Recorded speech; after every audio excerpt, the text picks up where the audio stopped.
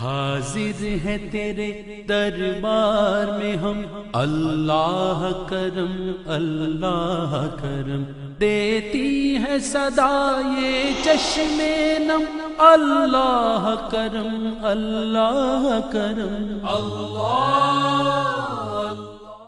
بسم اللہ الرحمن الرحیم۔ قال علی علیہ الصلاۃ والسلام خلوء الصدر من الغل والحسد من سعادت العبد۔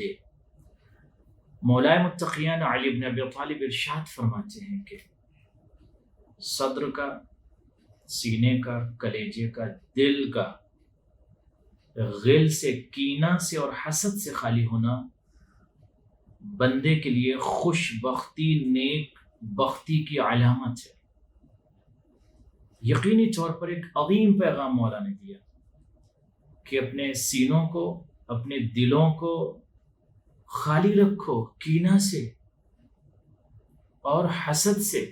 اگر کوئی شخص کینہ اور حسد سے خالی رکھتا ہے یا اس کی زندگی میں کینہ اور حسد نہیں ہے تو وہ شخص نیک بخت ہے اور وہ شخص خوش بخت ہے۔ والسلام علیکم ورحمۃ اللہ وبرکاتہ۔